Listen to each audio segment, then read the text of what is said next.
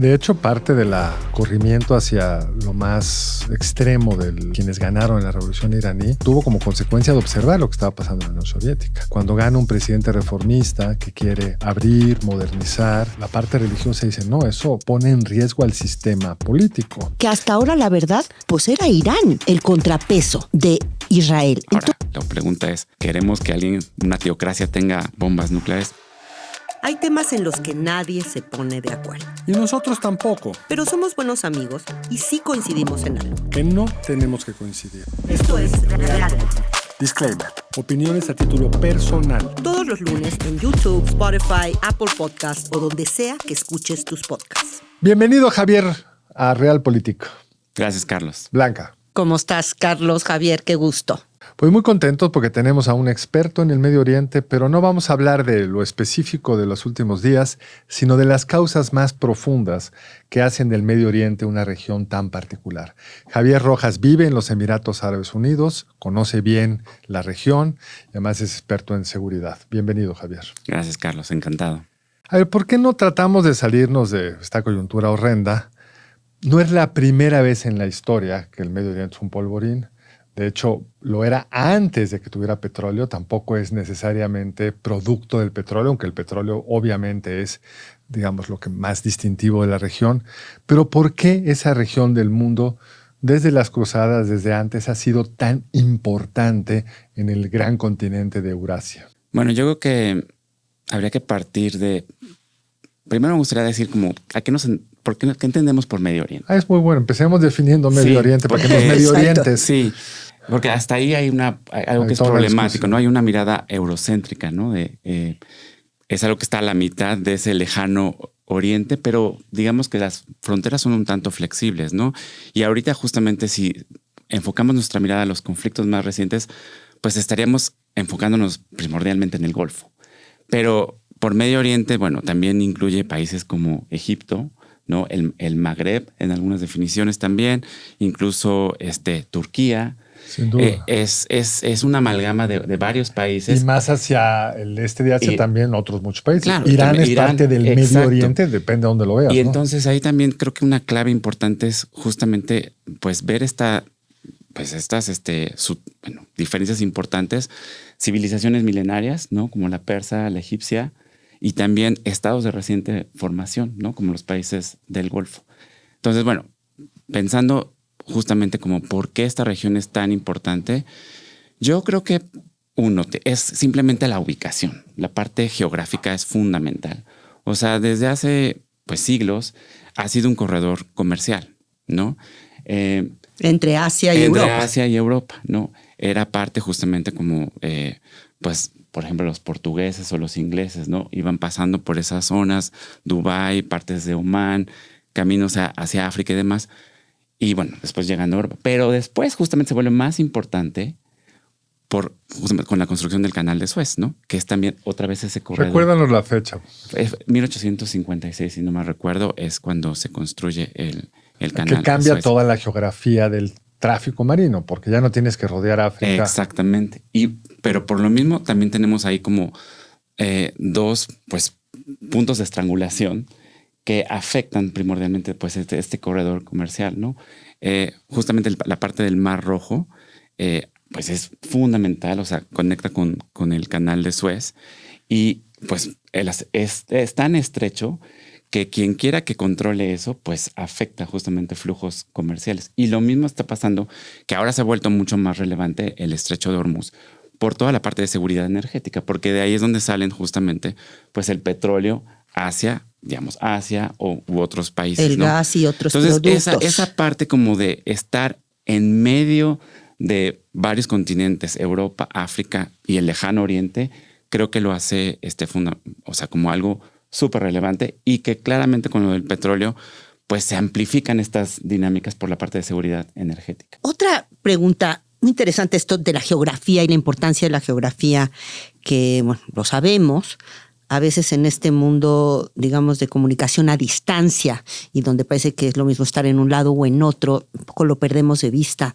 pero qué bueno que nos recuerdas la importancia tremenda que tiene la geografía física, ¿no?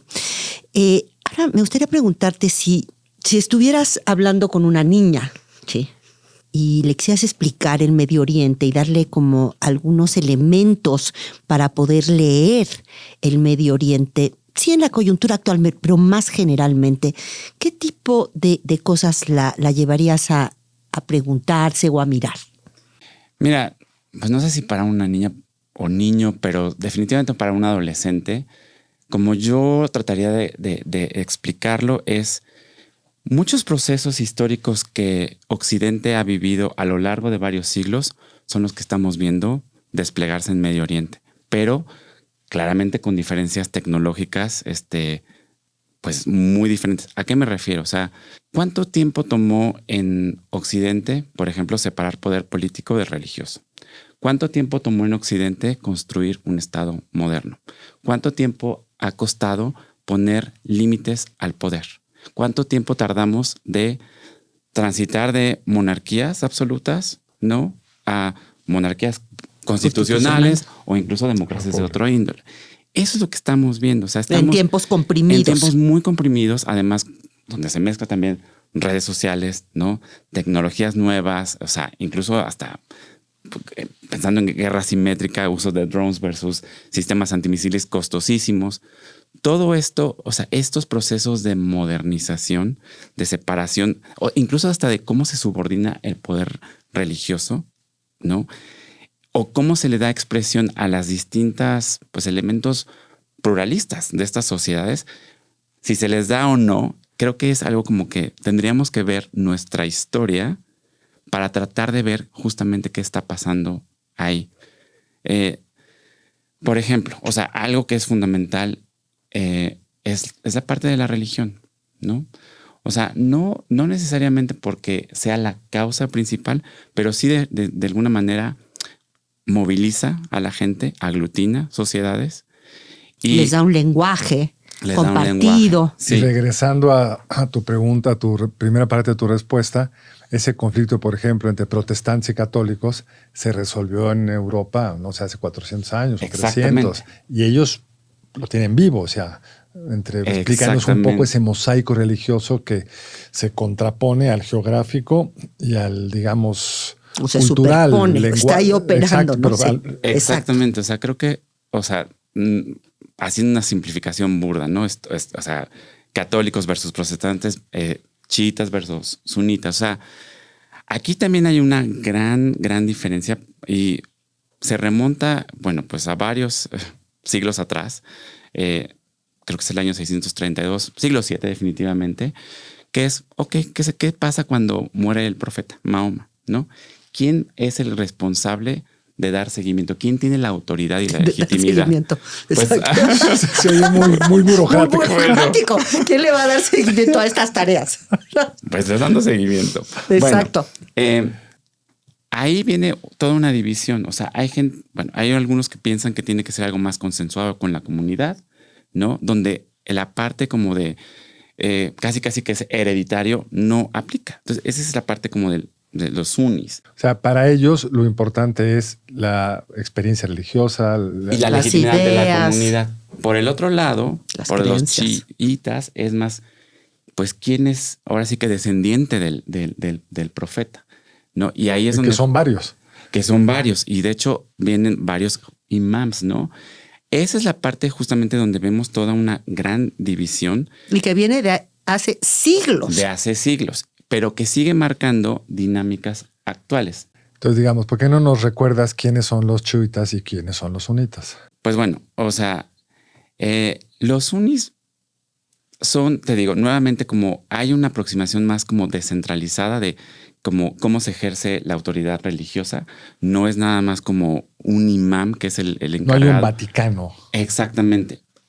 El Vaticano sería más como consistente con la idea del chiismo, porque ahí sí es, según el linaje, es quien tiene como derecho a estar como en el poder. Sí. Con una gran diferencia. Los papas no tienen hijos. Bueno, sí.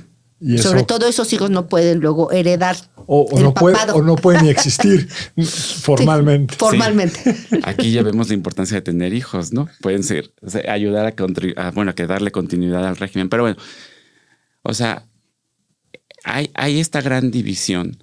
Y aquí lo que es importante es que los guardianes, pues digamos, como de la Meca, son sunis, ¿no?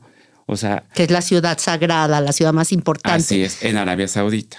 Que es donde el profeta nació, ¿no? O por ahí empezó sus... Pues sí, como a predicar y todo. O sea, pero de ahí deriva pues justamente el origen. Es la Meca. Es la Meca, sí. Hacia allá hay que rezar, ¿no? Y por el otro lado está el otro proyecto de... O sea, en Irán está la otra vertiente, la chiita. Y ahí lo que es muy interesante es pues estas innovaciones de Khomeini, que ellos creen entonces en un linaje de 12 imams. Y el último, pues desapareció. Que son descendientes del profeta. Sí, el último desapareció ahí hace muchos años, ¿no? Está oculto. Muchos siglos. Muchos siglos, sí. Y el punto es que en la medida que este imam está perdido, está oculto, el gran líder, el líder supremo, es quien lo reemplaza, este gran jurista. Entonces, ahí vemos como uno de los grandes clivajes, o sea, pero también son proyectos, pues, como de predominancia o de competencia geopolítica. Por un lado, pues, una civilización de antaño como la persa, ¿no? Y que además hablan otro idioma. ¿Por qué nos introduce ese otro tema? Porque por un lado están los persas, por otro lado están los árabes, Sí. comparten religión, pero no comparten lengua ni cultura. Y hay otros grupos, están los turcos, en fin, hay otro mosaico ahí arriba. Están los kurdos, sí, ahí. Sí, bueno, y creo que esa es la otra parte que es fundamental como clave para entender el Medio Oriente. O sea, ¿cómo se estructuró la región? O sea, antes, bueno, teníamos al Imperio Otomano, ¿no? Cae, o sea, Primera Guerra Mundial, se empiezan a repartir las potencias, empiezan occidentales. A crear estas como fronteras pues, artificiales, ¿no? Que justamente como llegando a lo que tú lo decías, o sea, ahí pues, ¿qué pasa con algo como con los kurdos? No están desperdigados, ¿no? Entre varios países, ¿no? Irán, Turquía, Irak, demás, ¿no? Entonces, también estamos viendo como nuevamente procesos de construcción de Estado, pues artificiales y que justamente explican parte de la falta de cohesión social. Y luego hay otro tema muy complicado, que es tras el Holocausto, digamos, los europeos resuelven o pretenden resolver el problema judío, el tema judío, las consecuencias horrendas del nazismo, permitiendo la creación de un Estado autorizado por la ONU después de la Segunda Guerra Mundial, que pues, es un elemento que disruptivo en la región. Que ha sido disruptivo desde el día 1. Déjame nada más, antes de cerrar con el tema religioso con el que empezaste, nada más para ubicar a nuestra audiencia y nosotros mismos tenerlo claro. Digamos, en términos de los países de la región, ¿cuáles son sunitas, cuáles son chiitas? ¿Cómo se ubica Irán en ese contexto? O incluso al interior de los países una parte sunita y otra parte no. Mayoritariamente, digamos. Sí. ¿No? Bueno, o sea, el país que es primordialmente chiita es Irán, ¿no? Y el resto, excepto, por ejemplo, por Siria. Irak también hay una fuerte, ¿no? Bahrein, tienen una mezcla, ¿no? Por ejemplo, en Bahrein, la monarquía es suní y la mayor parte de la población es chiita. Lo mismo pasa también en Irak. Tenemos pues este balance más o menos entre sunitas y chiitas. Entonces eso inserta toda una nueva dinámica también. Siria tenía una complicada. Y alawitas, justamente también ahí tienes a una super minoría, bueno, con Bashar al-Assad, ¿no? Que estaba gobernando sobre todo gente que tenía otra religión, pero esos eran una super minoría. Entonces, y el resto son sunitas mayoritariamente. Sí, el resto. Por ejemplo, en los países del Golfo primordialmente que son Arabia Saudita, Emiratos Árabes, Omán. Y el norte de África también es. El norte de África también es primordialmente. ¿Y Pakistán? Pakistán creo que tiene mezcla, pero no, la verdad es que no sé bien los. Ya está lejos, ya está más hacia el otro lado. Sí, ya está más vamos a hablar como conflictos con la India para Pakistán. Pero. Aunque históricamente entiendo una relación fuerte entre Pakistán y la India, históricamente con Irán. Cuéntanos ahora cómo está el tema de las potencias extrarregionales.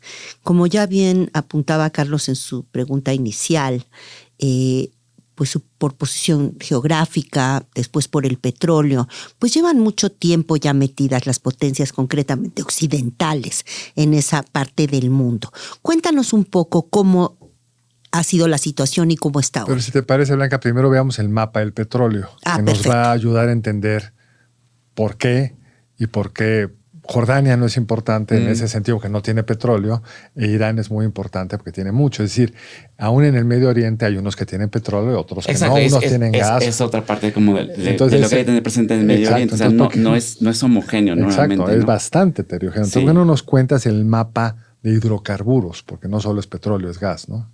Exacto. Bueno, entonces ahí tenemos que remontarnos a, creo que 1908, que es cuando se descubre pues de los primeros yacimientos en Irán, ¿no?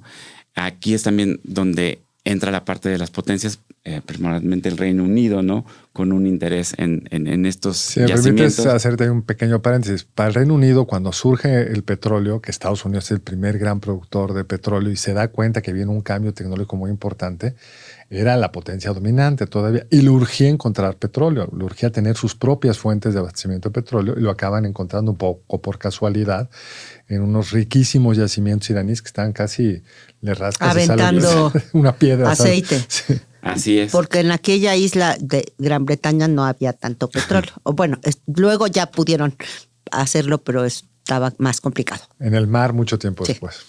Pero entonces se descubre y esto altera pues justamente la importancia del Golfo en ese sentido, ¿no? Después también se encuentran yacimientos. Tú hablas mucho así del Golfo. ¿Podrías nada más explicarle más, sobre todo a nuestra audiencia? Porque como tú vives ahí, ya hablas así del Golfo. Bueno, para nosotros el Golfo es el de México. Exacto, exacto. Claro, sí. O quizá el de la California. Si vives en La Paz. Ahí es algo muy interesante también. Incluso, pues nosotros en Occidente le llamamos Golfo Pérsico, ¿no? Pero allá, según donde estés, es el Golfo Arábigo. Así como pensamos en el Golfo de América y el Golfo de México. Esta innovación trompiana. Exactamente. Eso es pues allá también hay una rivalidad sobre de quién es el Golfo. Entonces, bueno, estoy hablando del Golfo Pérsico, pero para evitar problemas, llamo el Golfo. Okay. Para no mostrar alineaciones, ¿no? Estamos hablando entonces de Kuwait, de Irak, de Arabia Saudita, de Qatar, de Emiratos Árabes Unidos y también Omán, ¿no? Y en la punta Irán, ¿no? Que sí, controla la salida. Claro. Entonces, bueno, y lo que es muy interesante es que en el estrecho de Hormuz justamente hay un enclave de Omán. Entonces, realmente quienes pueden cerrar el estrecho de Hormuz... La pinza es Omán e Irán. Sí, de un lado Omán, del otro lado Irán. ¿Y la pinza de qué tamaño es? ¿De qué ancho más o menos es él? No sé, Carlos. Pero hoy leíamos te lo compartí, un texto muy interesante. Creo que son 30 kilómetros. Sí, es muy, pero además hay muchos carriles. O sea, porque hay tráfico de todo tipo, ¿no? Entonces. Sí. Pero también creo que para transportar los hidrocarburos no se puede ir en cualquiera. Tienen que ir en el del centro, porque son barcos muy grandes. Exactamente. Y entonces eso genera todo un problema logístico. Es relativamente fácil cerrar al Golfo. Tremendo, ¿no? Es muy estrecho, no me acuerdo. O puede hasta obligar justamente con todas las minas que han puesto a que para que lo puedan hacer tienen que transitar por la parte iraní. Y de hecho Irán está dejando pasar a barcos amigos. Sí, correcto. Se descubre el petróleo en Arabia Saudita en los 30s. Eso le da muchísima, pues aumenta la importancia de la región. Y después hay más yacimientos en otros países como Emiratos Árabes, Kuwait y demás. Lo que mencionas del gas de Qatar, ahí, o sea, es un país que tiene unas reservas de gas, pues, brutales, ¿no? Compartidas con Irán. Y ha habido en general en el Golfo un conflicto muy fuerte, incluso por varias de las islas. Entonces, bueno, eso lo vuelve una región ahora como donde hay dada su pues importancia estratégica para la seguridad energética global, pues lo vuelve algo fundamental. Y que lo vimos, digamos, en los años 70, pasando ya, digamos, adelantando el reloj, pues con el embargo de la Organización de Países Productores de Petróleo, liderados básicamente por países de la región, que frente a el apoyo de los Estados Unidos a Israel en el conflicto Israel-países de esa región, de los países árabes en este caso, tras la guerra del Yom Kippur, pues deciden los países petroleros de ahí cerrar la llave. Esto causa un conjunto de crisis que nos afectan, de hecho, a México de manera importante, pero a Estados Unidos muchísimo, al sistema internacional, y eso marca un punto de inflexión en muchos sentidos. Entre otras cosas, lleva a que Estados Unidos y muchos otros países desarrollados empiecen a buscar sustituir y, digamos, no ser tan dependientes del petróleo de Oriente Medio. Y si pensamos en antes de 1900, digamos en los 70s, vis-a-vis lo que es hoy, pues efectivamente, sobre todo el caso de Estados Unidos, que pasa de importador neto en esos años a exportador neto, al productor, al productor más importante, ¿no? Más importante del mundo. Pero aún así, el petróleo sigue siendo importante, aunque se haya reducido su importancia en términos de lo que llaman los especialistas la matriz energética, o sea, de dónde proviene la energía que consumimos, de todas maneras sigue siendo importante. Ahora, como nos podríamos pasar en el petróleo toda esta entrevista, esta conversación, a mí sí me gustaría regresar al tema que está muy vinculado con el petróleo, de cómo participan las potencias extrarregionales. Concretamente, el caso de Estados Unidos, de Gran Bretaña históricamente, y hoy ya muy importantes también Rusia y China. El papel de Estados Unidos es fundamental y se siente. O sea, hay bases militares en la mayoría de los países, ¿no? O sea, por ejemplo, en Emiratos está la base Al-Dafra, pero así lo hay en distintos. Sí, y en Bahrein está como también una base naval fundamental, ¿no? Entonces, pues Estados Unidos está ahí justamente como asegurándose que no hay afectaciones justamente al flujo de petróleo. Y ahora al tránsito en general. Al tránsito. Y ahora, bueno, y del gas, ¿no? Y ahora justamente es lo que estamos viendo. Esta cuestión de cerrar la llave de otra manera ahora con minas o simplemente con la amenaza de lanzar drones. La idea mucho pues es claramente, sí, como mencionabas, pues crear dolor, ¿no? Pero dolor económico. Dolor económico, ¿no? Dolor, además como dolor de manera irregular, porque también creo que lo que es interesante en estos momentos es ver esta parte de la asimetría. O sea, claramente Irán no puede competir contra Estados Unidos a nivel de convencional. Y junto a Estados Unidos e Israel, ¿no? Correcto. O sea, esa no se mancuerna. No se puede, pero sí tiene maneras de causar mucho dolor y mucha presión. Por eso también han estado pues atacando a países del Golfo. Es una manera de ejercer presión sobre Estados Unidos y después para Israel para que se baje un tanto el conflicto. ¿Cómo es la relación cuál es la variedad de relación que hay basada en la historia de diferentes países y grupos del Medio Oriente con respecto a Estados Unidos? Porque parece que hay ahí todas unas tensiones heredadas y unas ideas de Estados Unidos, por ejemplo, el Shah, ¿no? El último Shah de Irán, el que fue depuesto por la Revolución Islámica, pegado así con los Estados Unidos, ¿no? Que había sido impuesto por los Estados Unidos en el golpe militar contra un gobierno electo. Un rey, que era el Shah de Irán, que prohibió usar el chador, el velo, que prohibió vestirse a la usanza tradicional y obligó a los iraníes a modernizarse a la fuerza. Tenían que vestir a la occidental, aprender inglés, aprender idiomas extranjeros, en fin, ¿no? Pero y así hay distintos países y distintos grupos que pueden sentir sí cercanos, por ejemplo, en el Golfo, en los países del Golfo, Arabia Saudita, especialmente Emiratos, que ha sido la más exitosa en modernizarse, pues una relación cercana con Occidente, incluso bastante cercana con Israel, ¿no? Uh-huh. Frente a otros como Irán, que más bien se han definido históricamente en contraposición. Bueno, no históricamente, desde la revolución del 79. Ahí lo que se percibe es pues un cambio de estafeta primero de lo que era el Reino Unido hacia Estados Unidos, ¿no? O sea, todavía yo creo que en la mayoría de los países está esta pues huella de la importancia del Reino Unido, del Imperio Británico. Pero sí, luego efectivamente pasa como La empresa que explota el petróleo en Irán originalmente se llama The Anglo American Company.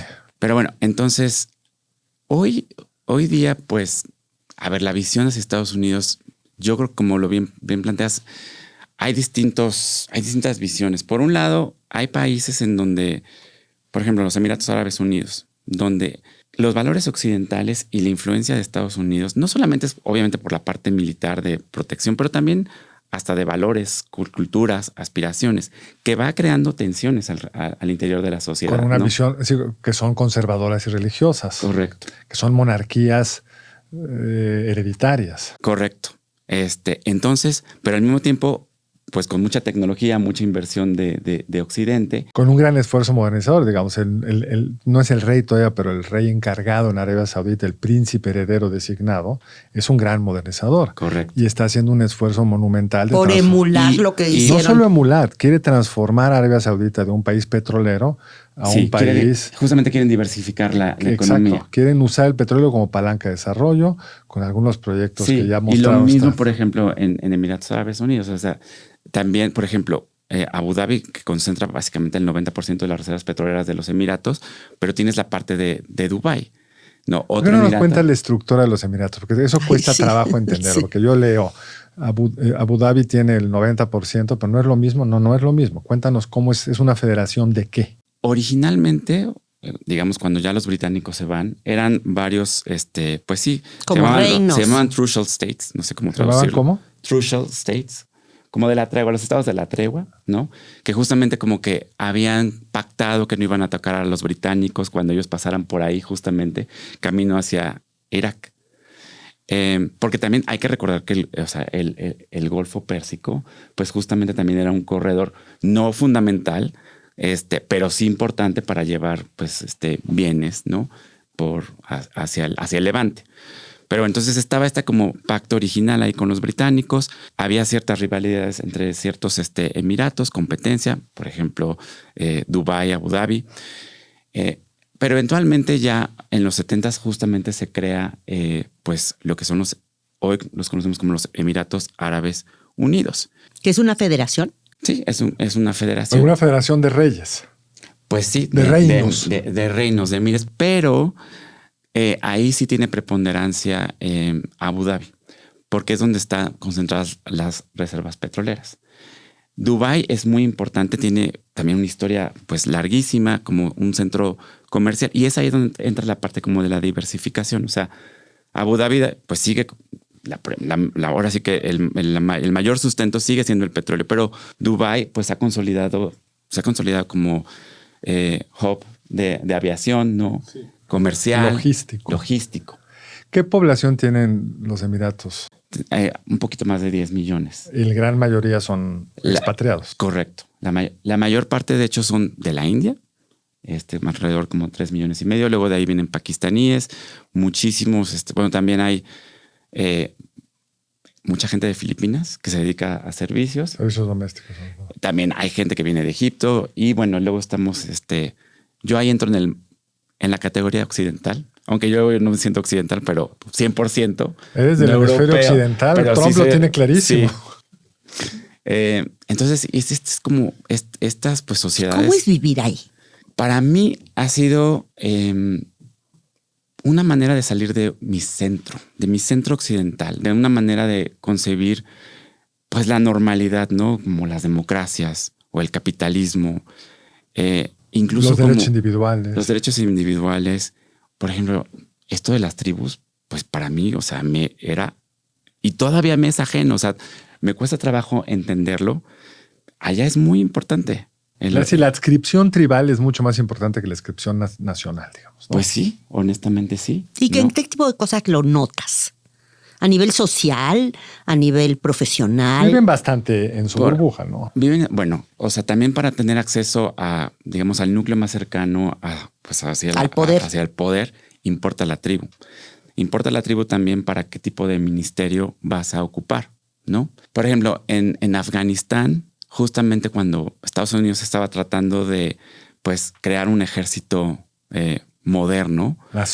Nacional, pues justamente lo que trataron de hacer es como, no importa, hay que trabajar como de manera aleatoria, no vamos a preocuparnos por las tribus. Error, o sea, porque esto de las tribus sí importa para las lealtades. Importa incluso hasta como al interior de un salón de clases, porque hay líderes informales, hay tribus que están en cierta jerarquía social. ¿Hay Entonces, una cierta casta? Sí, de alguna manera es como cierta casta. Entonces, sí importa la tribu, ¿no? Nuevamente, pues también se siente más lejano el poder de Estados Unidos, aunque está presente, pues al final del día no está tan cercano como cuando uno lo piensa como México, ¿no? Entonces se siente también más como, pues, de alguna manera la influencia de otros países como China, o sea, que son países que están como a la mitad, ¿no? O sea, que tienen que estar haciendo este acto de equilibrio. Porque yo creo que es bien importante darle a China porque es hoy el principal consumidor de los hidrocarburos que salen Y es quien del puede sentir Golfo. como más dolor justamente con todo esto. Podría sentir más dolor. También es el que se preparó mejor para el Con dolor, reservas. que acumuló reservas. Su matriz se ha vuelto cada vez menos dependiente de los hidrocarburos líquidos y gaseosos. O sea, tienen carbón propio que los apoya, el viento, el sol, etcétera. Pero ¿cómo se siente ese peso brutal de la economía de las manufacturas chinas? Tienen este programa de integración de todo el continente, es decir, el programa de la Ruta de la Seda nueva. Entonces, ¿cómo se percibe ahí? ¿Qué papel han jugado en este momento tan complicado? No diría que se siente tan fuerte, al menos en Emiratos y en los países del Golfo, digamos, la cuestión china. O sea, creo que la influencia china no es tan importante. Sí es una cuestión de que quieren conservar como la parte comercial, pero al final del día la parte de seguridad pues sigue estando. Sí, ahí sí está alineadísima con Estados Unidos. Y yo creo que a la hora de la hora queda muy claro dónde están las lealtades, dónde viene la protección. Ahora, es cierto que China está como justamente construyendo pues toda esta parte de la antigua ruta de la seda y demás, y con mucha inversión en algunos otros. En Pakistán. Pakistán, por ejemplo, sí. Pero en esta parte todavía no es tan visible, ¿no? Sí, a nivel diplomático, pues puede generar tensiones. O sea, justamente lo que sí vemos también operando en estos momentos es, pues, cómo China también ha vendido a Irán, por ejemplo, sistemas de radares, ¿no? O incluso equipo militar que opera con otra tecnología. Y aquí es donde se ve también el clivaje, ¿no? Tecnológico, de que se tiene que tomar ciertas definiciones, ¿no? Pero, pues bueno, para esta guerra justamente Irán ya no depende tanto, por ejemplo, del sistema GPS. O sea, hay la alternativa china, ¿no? Entonces, en estos momentos en los que se trata, por ejemplo, de localizar. De burlar al enemigo y confundirlo de dónde realmente se ubica algo mediante interferencias electrónicas o el famoso spoofing. O sea, pues famosísimo. ¿Me podrías explicar qué es el spoofing? Bueno, es como engañar. Suena como un muñequito. Spoofing. De alguna caricatura. Exacto. Mira, por ejemplo, cuando yo tomé un vuelo, salí de Dubái, iba a Madrid. Cuando yo estaba viendo en la pantalla del avión, yo estaba a la mitad de la península arábiga y pasé por África, cosa que claramente no pasó. Pero yo despegué de la mitad de la península arábiga. Eso es el spoofing, es el GPS spoofing que te relocaliza con señales falsas. Entonces, todo esto es como parte, pues, justamente. Cuando quieras esconderte, Blanca, haces spoofing. ¡Ay, muy bien! Hay unas aplicaciones de eso que luego nos recomiendes. Hay algunas muy bien. Sí. Bueno, entonces, sí. Digamos, entonces está la parte china, nos queda ya como 6 minutos, y está Blanca mencionaba la otra potencia que no es del todo extrarregional, que es Rusia. ¿Cómo que no es extrarregional? No, tiene frontera con Irán. Bueno, bueno, sí. Y luego Estados Unidos también tiene frontera con Rusia. Por eso, pero es distinto, digamos. Rusia ha tenido siempre, desde el Imperio Ruso, el ánimo de llegar con continuidad. Y de hecho, Irán estaba tierra, como dividido en zonas de influencia, ¿no? Entre los británicos durante y los ellos, 20, ¿no? sí. Y había todo un equilibrio. La parte petrolera original rusa pues, es en el Mar Caspio, bastante cerca de Irán. Y toda la invasión afgana fue rusa en los 70, ¿qué habrá sido? 77 la invasión. 79 estaba pensada como acercarse geográficamente al Medio Oriente y tenía una relación pues, estratégica militar muy fuerte. Sí. Rusia resultó ser un aliado pues, no tan consistente porque dejó morir a Venezuela, no hizo gran cosa por Irán o no parece que haber hecho demasiado y ahora es el gran ganador por el aumento de los precios del petróleo porque les quitaron las sanciones. ¿Cómo se coloca Rusia acá? Que en un momento la Unión Soviética tenía claras posiciones estratégicas en diversos países de la región. Yo veo el papel de Rusia más como una cuestión de seguir erosionando a Estados Unidos, ¿no? O sea, y de hasta probando como límites, ver qué va pasando. Por ejemplo, Rusia actualmente está dando inteligencia a Irán, ¿no? De dónde se ubican, pues desde embarcaciones hasta la locación de esto. Sí, la geolocalización, ¿no? En tiempo real, porque justamente eso fue lo que pasó con la operación estadounidense e israelí.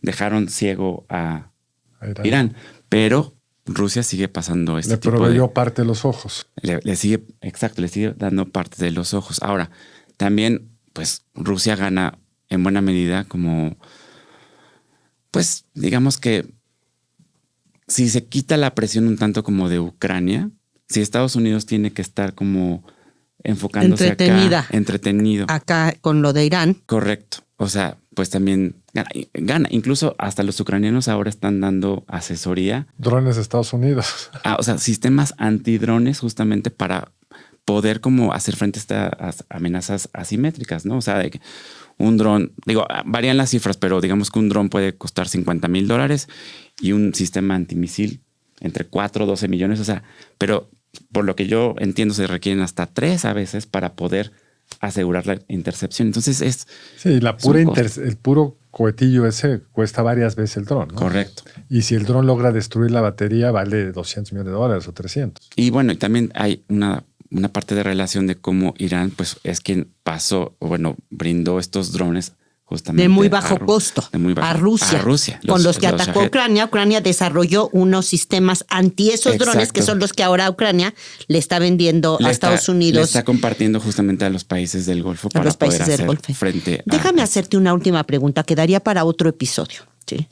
Pero, son las fáciles, ¿no? Tú no te preocupes. Pero que parece que es importante por sobre la mesa, porque hemos hablado un poco de Israel, que es un factor pues absolutamente central en este conflicto y en general en el Medio Oriente moderno. ¿Tú crees que para quién sería aceptable de los países del Golfo y de la región una situación en donde hubiera una clara hegemonía israelí? Yo creo que para sin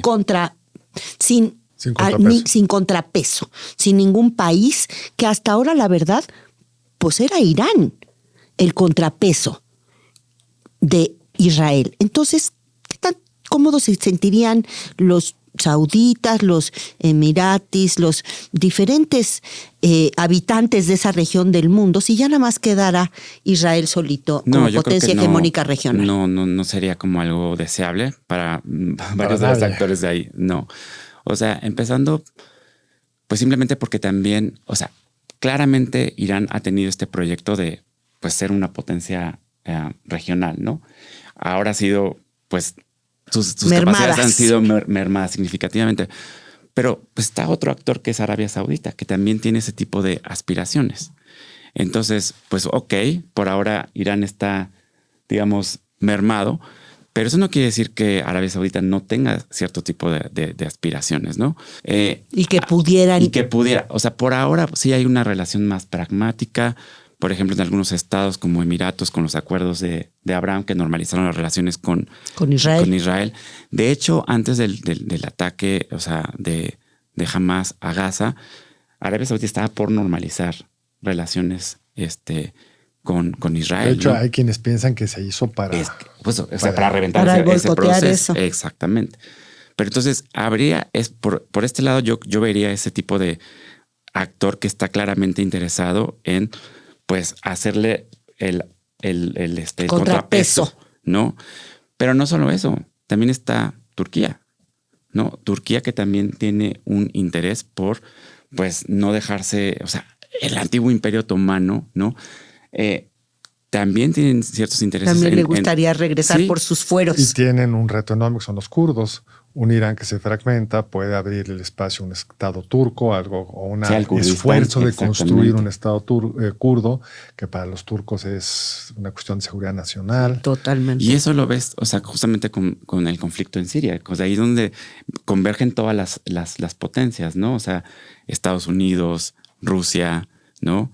Israel también, o sea, hay un interés geopolítico mucho más amplio. Entonces, yo no veo que la hegemonía israelí sería como bien recibida. Y sobre todo porque también hay, pues para la población, a lo mejor para las élites de manera pragmática está bien normalizar lazos, pero ya a nivel más como de bases sociales. Del pueblo ya no. Y especialmente con otro conflicto, otro clivaje, que es la parte de los palestinos, ¿no? O sea, ¿qué hacer con ellos? La famosa calle árabe. ¿Cómo los gobernantes logran conciliar sus intereses estratégicos, económicos, con lo que la gente quiere? Exacto. Entonces, yo no veo que esa hegemonía sería como, pues digamos, como bien fácilmente recibida. digerible. No, creo que aquí va a haber justamente siempre un conflicto latente. E incluso yo he escuchado gente que dice, bueno, pues es que si Irán tuviera justamente la bomba nuclear, si lo hubiera tenido, las cosas se hubieran como pacificado porque ya habría habido un equilibrio de poder. Ahora, la pregunta es, ¿queremos que una teocracia tenga bombas nucleares? No estoy seguro. ¿Y qué aprendieron los otros países de que no la tuvo? Ahora, este conflicto enseña muchas cosas. Asimetría tecnológica, importancia del petróleo, la interferencia de potencias extranjeras, qué impacto tiene, la agenda de Israel versus los Estados Unidos, muchas cosas. Pero a México, ¿qué podríamos aprender de esto? Mira, Carlos, yo lo veo como en dos niveles. Uno muy general, que es la parte de la guerra asimétrica, guerra irregular.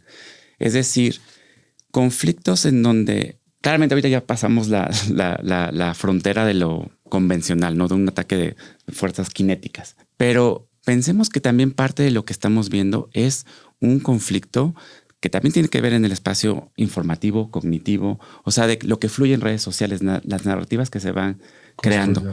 El uso de tecnologías como los drones, que son mucho más baratos que estos sistemas antimisiles. Ahora, en un escenario relevante entonces para México es ¿qué puede hacer como grupos del crimen organizado? O sea, el narco, ¿no?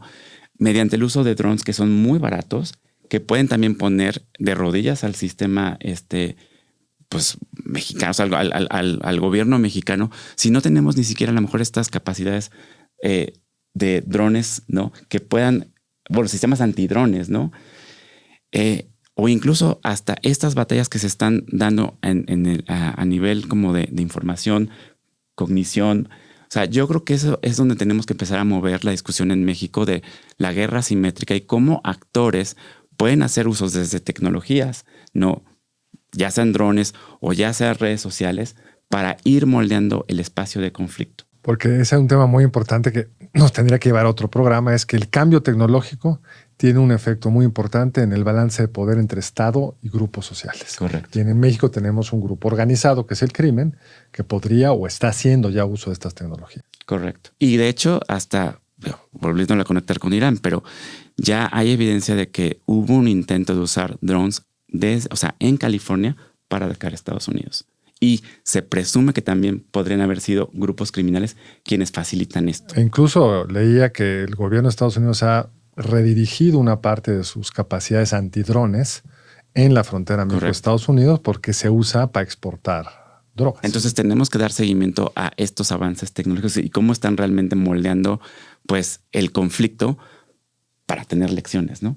Aquí en México. Para estar mejor preparados. Para estar mejor preparados. Interesantísimo. Pero eso, como decía Blanca en su pregunta, daría para otro episodio. Javier, muchísimas gracias por acompañarnos. Gracias, Blanca. La verdad, gracias, qué delicia, qué lujo.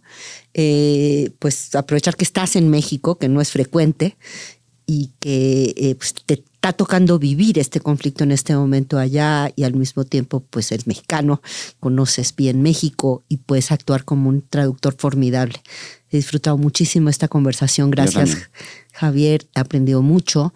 Y para terminar, quisiéramos preguntarte, ¿qué libro le recomendarías a nuestra audiencia? Hay un libro que se llama Inside the Kingdom o Adentro del Reino, que justamente es de Robert Lacey.